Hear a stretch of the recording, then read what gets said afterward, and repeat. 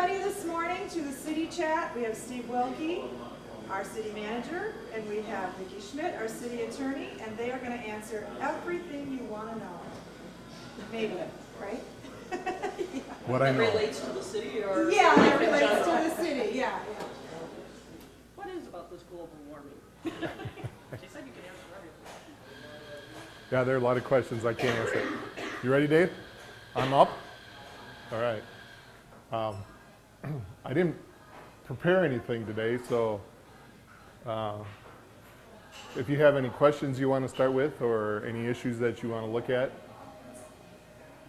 Anybody? Do you want to tell us what happened with the electric and water thing a couple weeks ago? Well, I'll tell you what I know. I know that we had a windstorm on Tuesday night, and about 9 o'clock, a tree along the spur just south of, at the south end of CP Avenue fell and took down a power line. There's no way to know exactly where it happened, so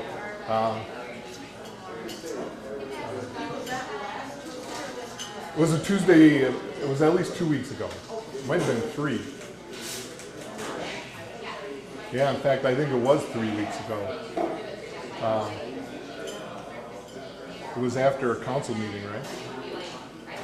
The council meeting had just ended and the power line fell. Or the tree fell and took the power line out. Most of the city was out, not all of it, but most of it was out of power. The tree was in a location that nobody saw. And so basically what you have is a bunch of linemen driving all the streets with lights looking for where the power problem is. A lot of times it's lightning arresters that blow up, or a tree branch that hit it and blew up something. So they eventually found the power line down in a very unusual street. There's no street there actually. It's at that dead end down there, and then it runs down past towards the bike trail through basically a cornfield. So it took them quite a while to find. It was a big tree, and it hit a major power line. It was a 24/9, and it hit it just right so that it made all 3 lines touch when they broke, and it sent a real big power surge down the line to one of the major buildings that was next to it, which is the city's public works building. We just bought a brand new telephone system and put it in.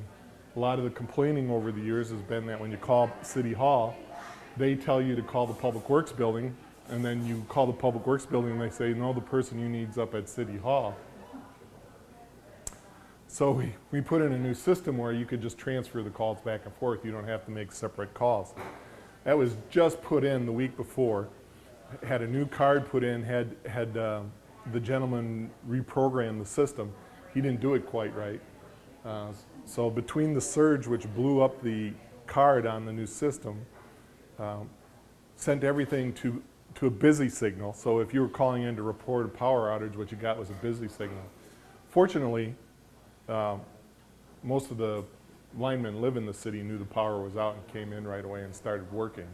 But everybody who was concerned and trying to figure out what was going on and why it was taking so long couldn't get anybody. They just got a busy signal. So the next day we called them up and had them come in, and they replaced the card.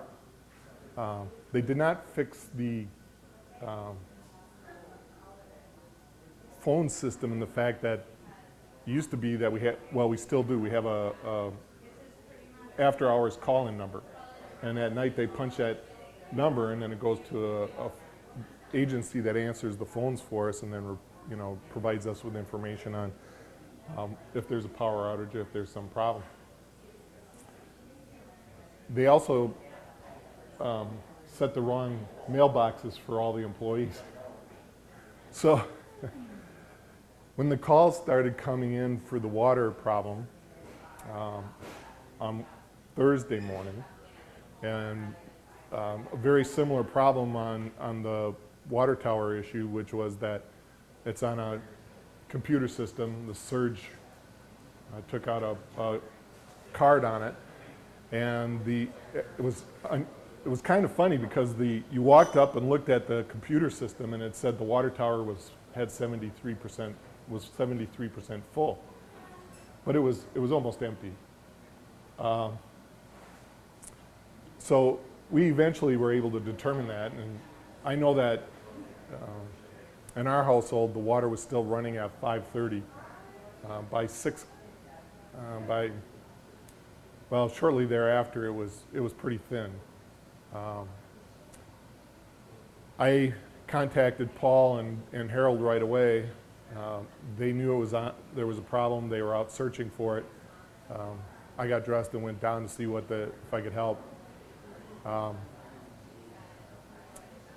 They had made a determination that there was something wrong with the SCADA system, the supervisory control and data advisory system. And they went down and turned the wells on by hand. And so shortly after 6:30, the water was back up high enough that I could shower. And we called the emergency number for the computer system, and they came out and fixed that right away. We also, again, had problems with the phone system in that most people got routed to a mailbox that nobody knew was there. And so there were 25 calls that got left in a mailbox for quite a while. There was also the phone system wasn't ringing loud, so if you walked in you could see the light on the system flashing, but you didn't hear it. And of course we were getting a lot of phone calls, so we had like 4 or 5 different people down there answering, and a lot of them had never answered phones before. So anyways, we called the incident in at 8 o'clock that morning, and the DNR agreed with us that we had maintained adequate pressure and that we would not have to do a boil order. About 1 o'clock in the afternoon, a citizen called DNR and complained, and so they started debating whether they should do a boil order or not. And at 2 o'clock they called us and told us that they were thinking about requiring us to do a boil order. By 2:30 they told us that we had to do one. So we had to go through all the procedures that they require, and it's pretty extensive. So first of all, you have to write a 10-point memo or notice, and then they have to approve it. So we had to write that up, send it to them. They had to sign off on it.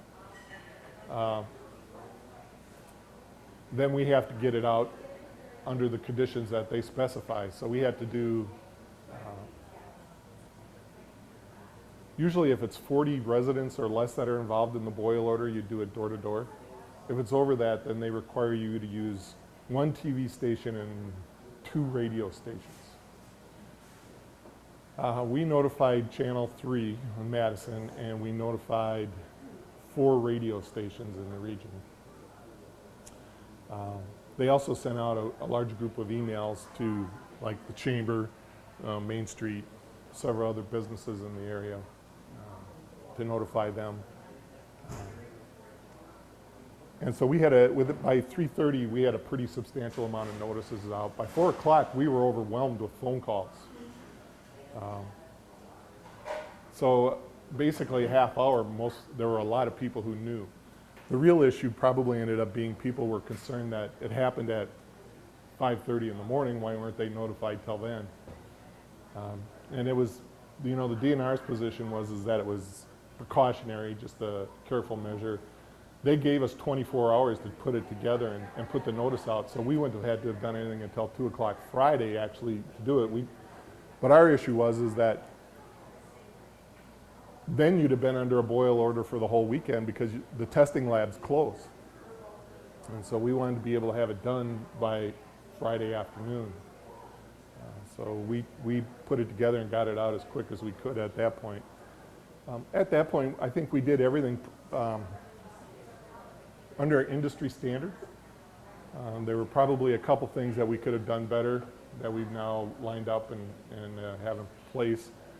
We have been looking at communication systems for almost a year now and have done a lot of evaluations on several different types of models. In fact, that weekend I was at UW Oshkosh listening to a presentation on civic engagement and communication models. So that they had done a specific study for the city of Lake Mills.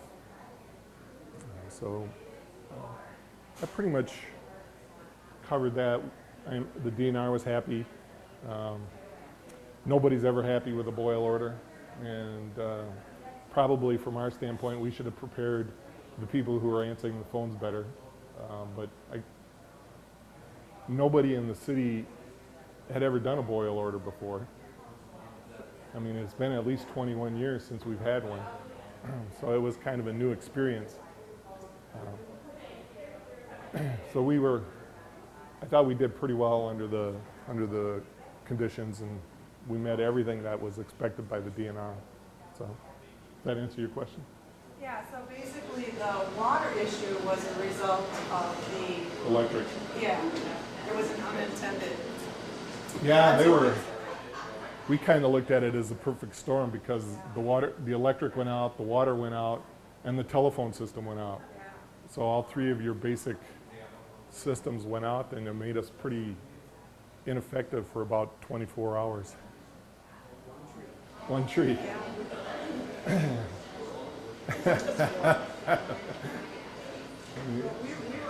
had to have been. You know, we were out of town, so when we came home, we noticed that these things flashed, you know, so. But then we were just gone another 4 days, Steve, and we came home and the power went out again this in the last 4 days. They've been doing a lot of switchovers in the downtown area.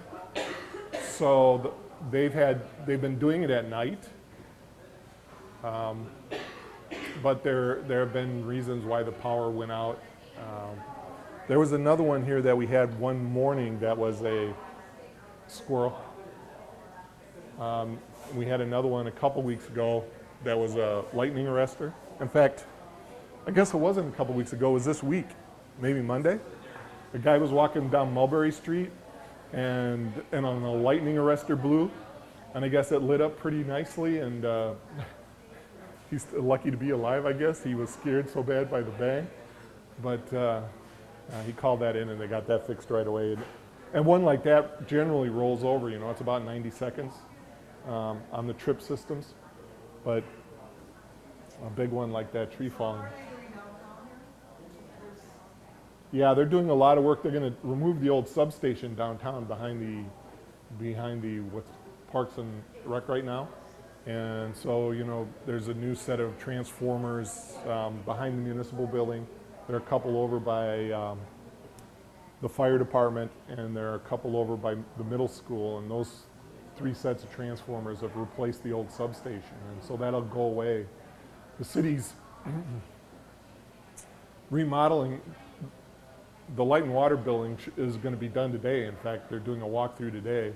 So the new light and water building will be up and running, and then the light and water will move to the new building.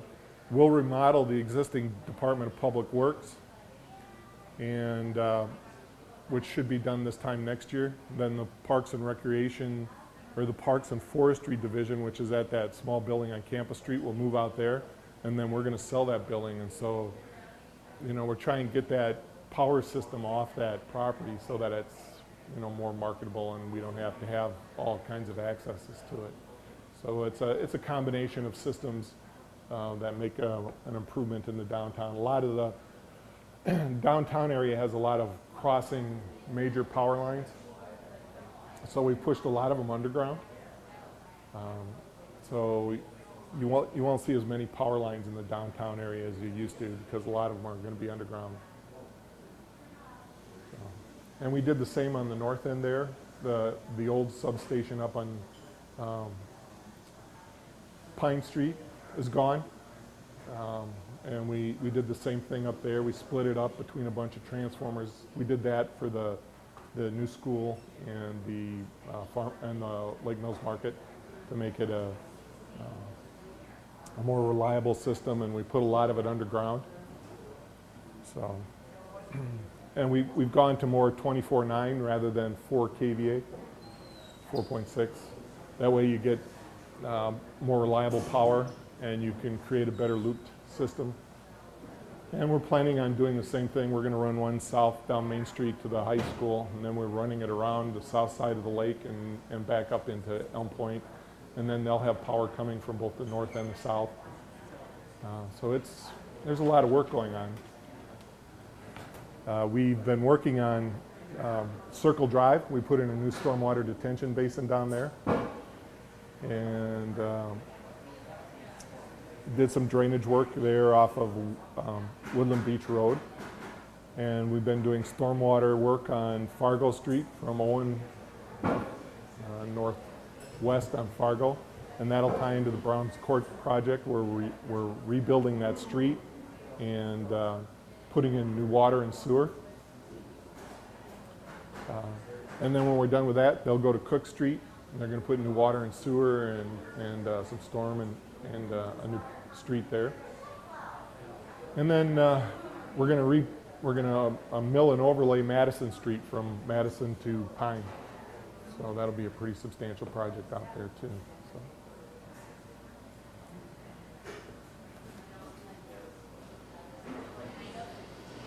Steve, kind of a two-part question here, I guess. One, I was wondering if there are any latest updates on the alternative route for the South Main Street construction, and then two, if there's an ETA on the Sharrows that we talked about last year on South Main Street. The Sharrows are basically just waiting for the stormwater on Fargo, and so that we loosen up a couple employees, and weather. The cold and the rain hasn't complied, so it's been difficult to get a timeline together. They're trying to get it laid out. Dwayne's working on the layout. I guess you have to have one every 250 feet. So I told him to go over on Northport and take a look at that one. So that's that one. The CP, what we call the CP Avenue detour. It basically extends CP Avenue straight south across the bike trail into the Unts farm, and then CP Avenue ends there, and then there's another right-of-way called Unsaven Road, which is on the north side of St. Paul's Church and Elementary School. It comes out to Highway 89, and we propose to push that CP Avenue down to that point and then turn and head on Unsaven back to 89 and make that the detour route rather than the state's recommended one of 94 to 26 to 18.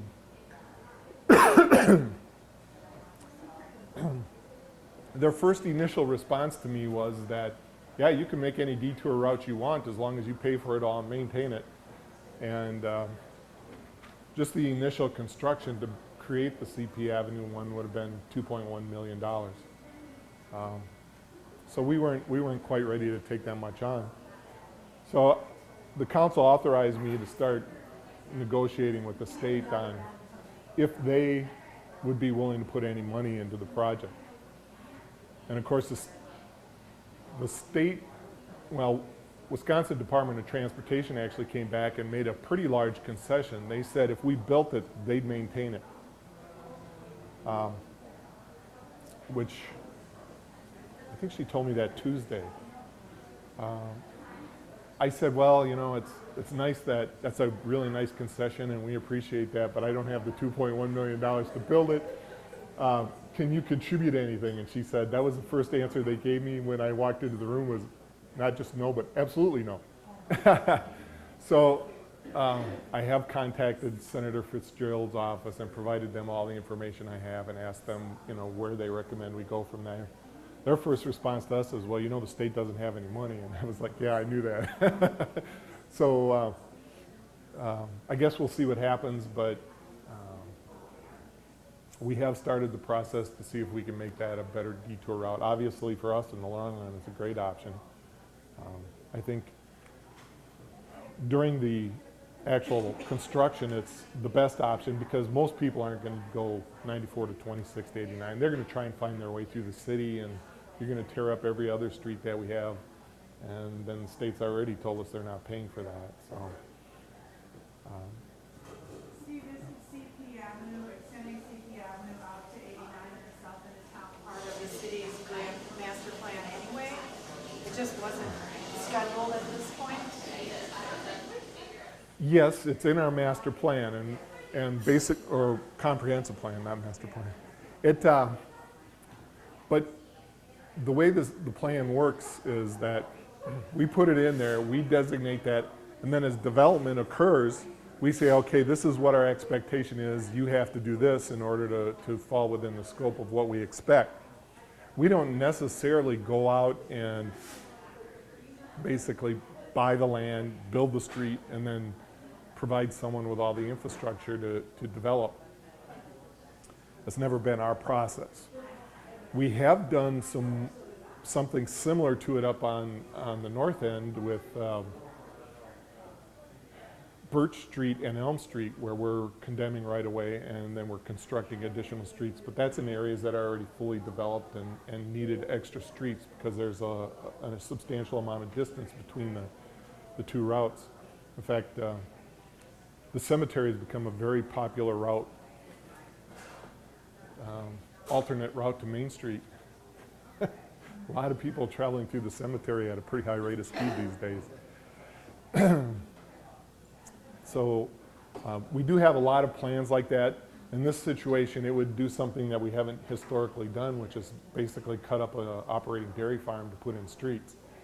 It does have a substantial benefit to the city in that if there's any reason that something happened between Pinnacle and the south end of the city, we can't get there.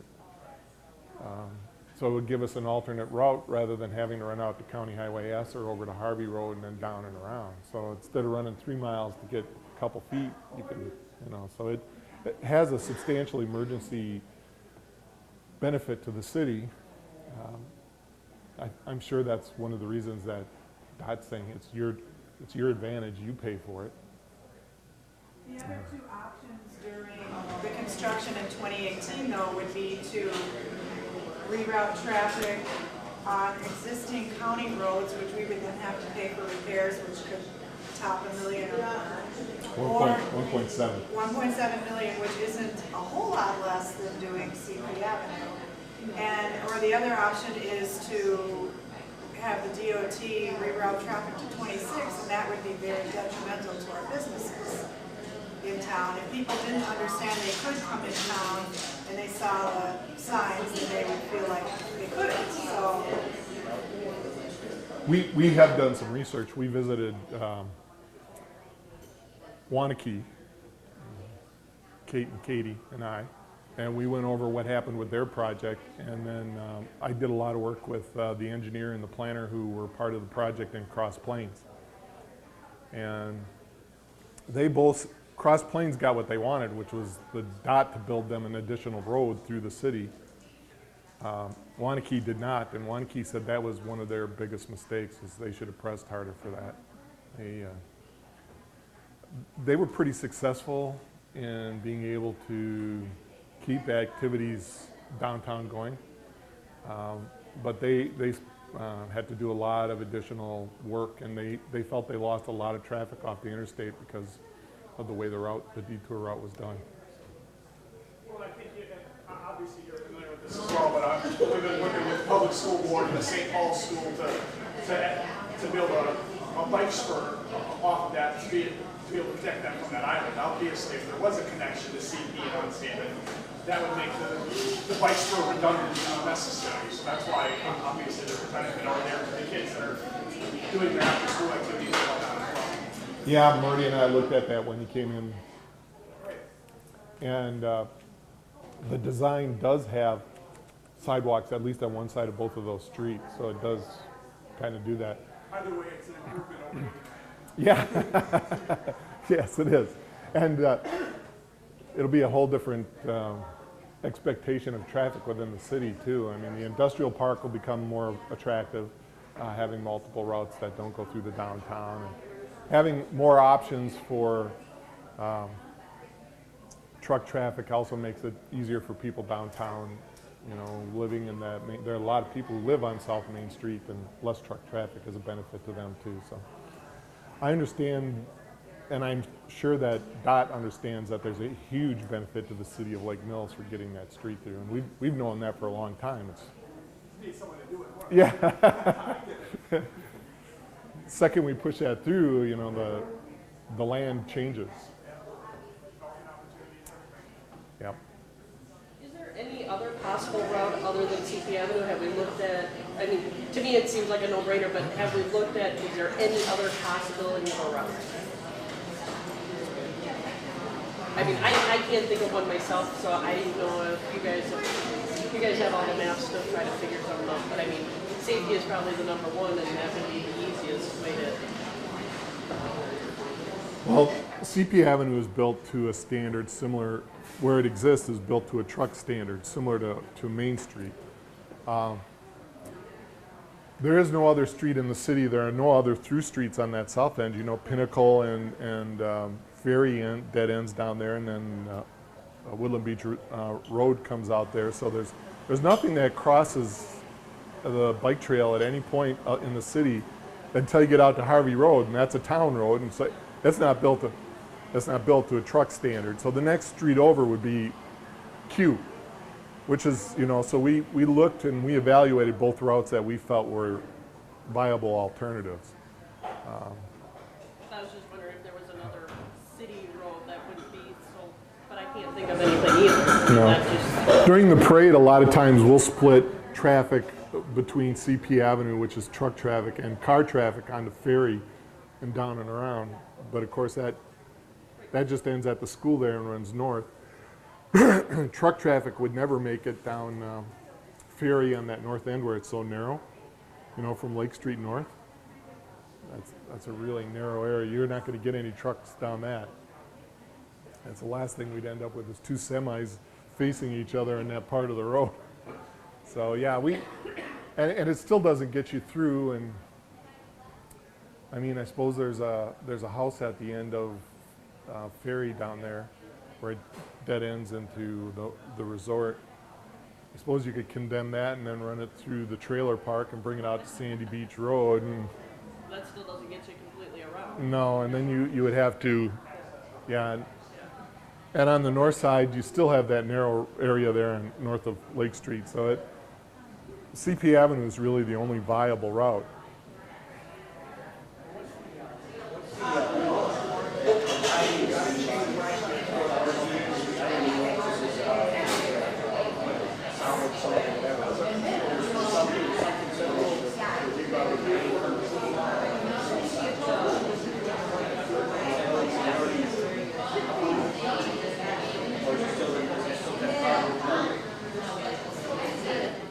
Well, the comprehensive, the transportation plan for the city converts part of Owen Street into CP Avenue, and then we put a curve in there by Wisco rather than a three-way.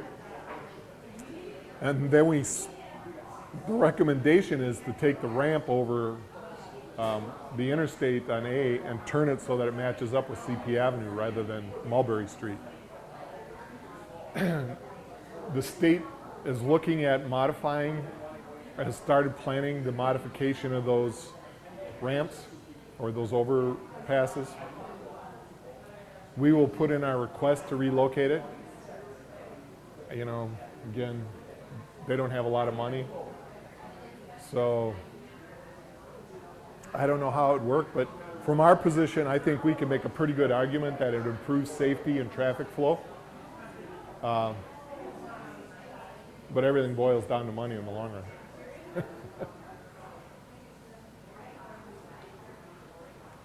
But that is one that we are working on. We know is in place, and you know, that's the Tyranina Park Road, Mulberry Street intersection up there is the most dangerous intersection in the city. So eliminating that one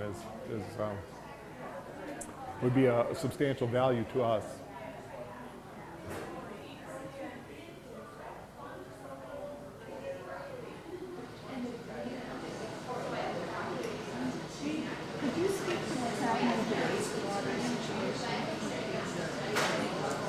Oh. Yeah.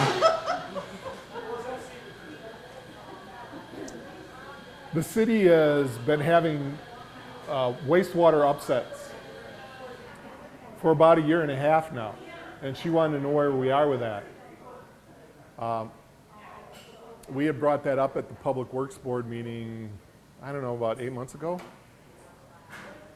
And we discussed that there were probably 3 to 4 businesses in the city that were creating certain types of problems that would cause upsets at the wastewater treatment plant. And of course, the wastewater treatment plant is very dependent on a very specific set of bugs who eat the waste.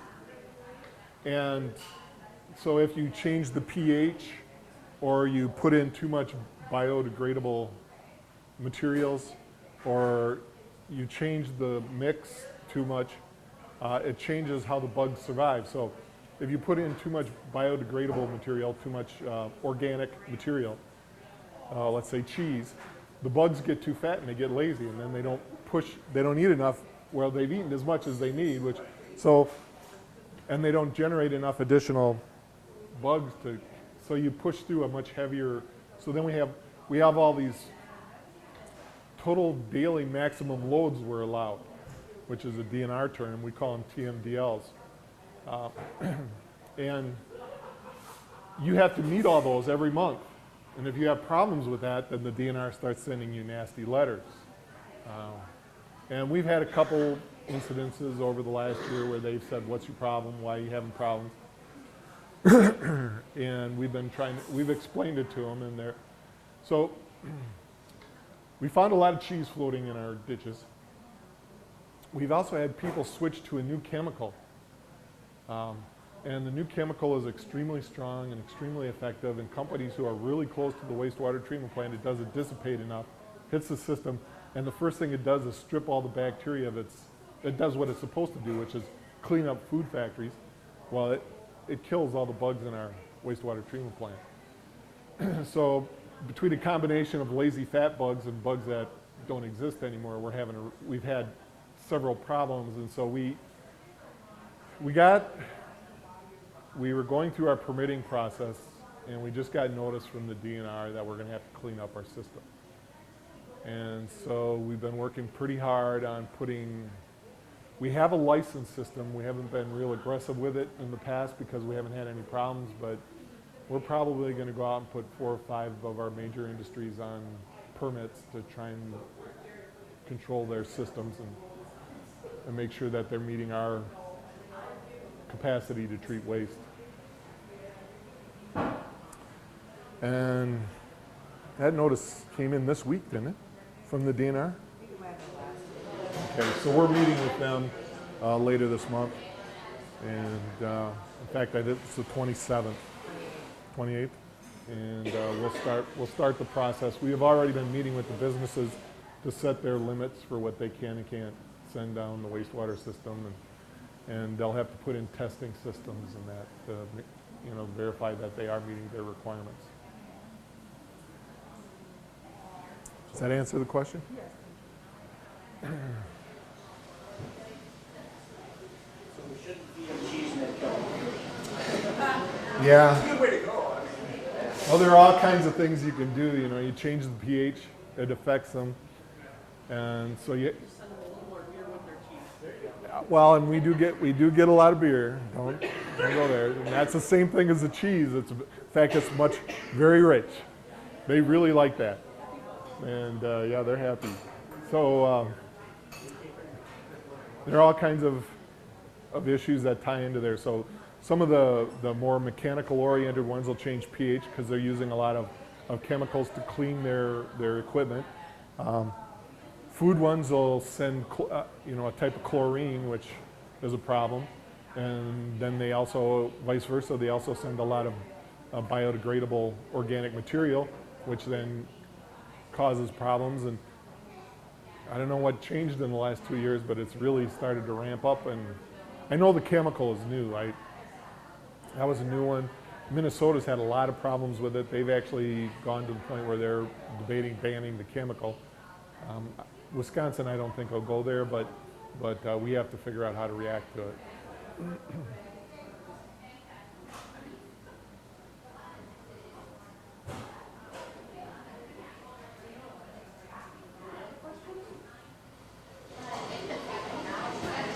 I'm responsible for a permit at Trap, but that's going to be your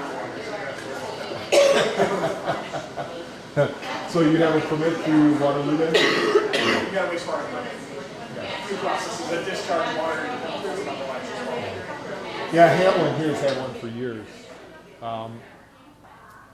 We have shut down one company in the past because they weren't meeting their permit requirements, but we haven't pushed permit requirements in a long time. It just hasn't been a problem. We've met all our requirements without any issue, and so it hasn't been a problem now in the last year and a half. For some reason, it's become a real substantial problem.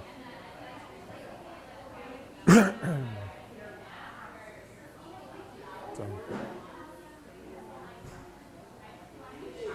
Does anybody have any more questions for Steve? Do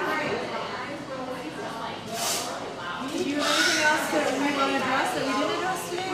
Okay, well, I guess I'll go into that report on communications and some of the topics that we've been having. Last year during the goal setting session in August, the City Council wanted to be able to figure out how to communicate better with the community. And we've been reviewing a lot of options, you know, like listservs and Facebook or I guess they're called crowdfunders, like Mind Mixer and those types of packages, and trying to figure out how to get information out and get information in, because the community has become really diverse. You know, people who barely use phones, landlines yet, to people who are on cell phones, to computers, to all kinds of other types of systems. And all communities, you know, there are a lot of people who don't have any access and can't even speak English. So we have to try and figure out how to be able to communicate with them on a significant basis. IPAWS, which is a NOAA-related system, which is the National Oceanic. They have a system where they can broadcast out of a specific set of cell towers, depending on what location you want. So that hits all the cell phones. So the county has to put that in place. And our county has been looking at it, but they haven't done it yet.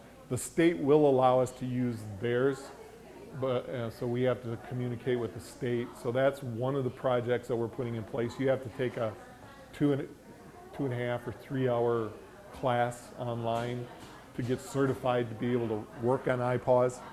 Todd Yandere has already done it. I think Mick Selk will do it.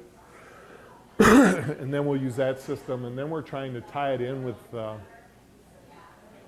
another system called Alert Sense. I think that's right. And what they do is they have a system for pulling together off of 911 systems and other packages, all landlines. And so between the cell phone one and the landline one, we can designate areas and send out phone calls right away. And so I think between that and our emails and some of I think we're going to use, we have problems with Facebook. Being a government agency, we have all kinds of laws related to public record and, you know, who can do what. And so if an employee responds as a personal on a Facebook page, how does that work? And then, you know, so you got a person who's complaining about an employee, and the employee responds, and then all of a sudden you got this, or you're the employee responsible for it, you say something that you think is appropriate and right, and the council all of a sudden comes back and, what the heck were they thinking? So, you know, you got all these problems with Facebook. I think our process is going to be, we're going to mail it to all the businesses and ask them to put it on their Facebook. And then we don't have to worry about that issue. And so that's one of the other ones that we're going to try and work through, is how we're communicating. So I think in the last 8 months, we spent a lot of time thinking about this and looking at it. We did have a package at one time called Nixle. It was an emergency notification system, and it was on our webpage as a button.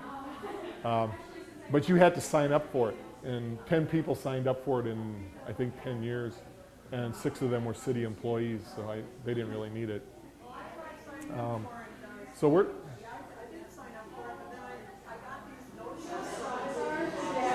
Virginia or something. It was really, and then it quit. Yeah, I imagine.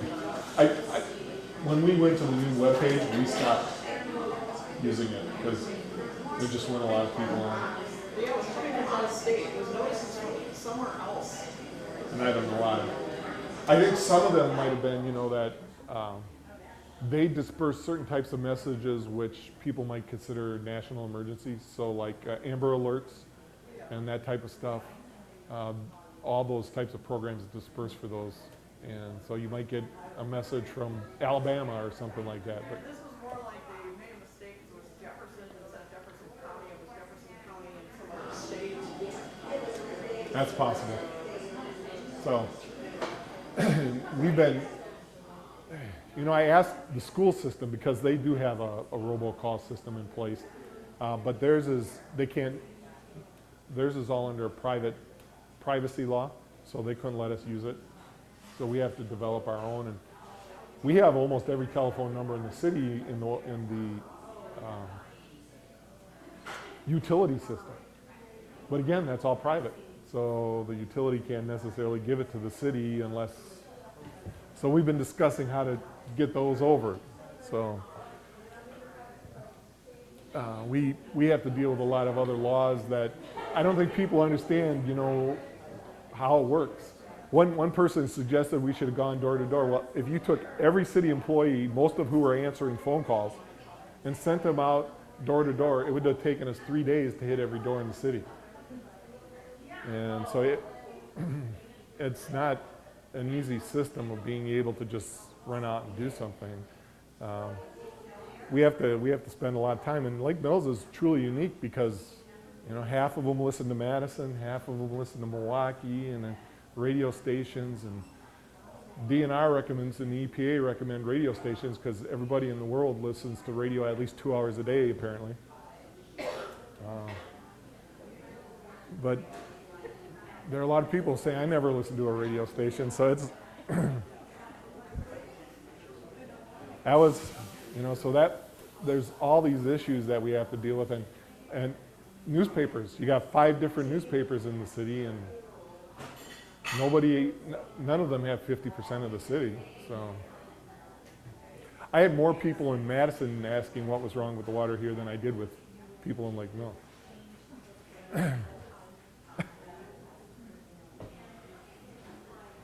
And I was in Cincinnati. And I was there with a soccer team, and a bunch of people were there with me, and they said, "We heard on the radio." And I'm like,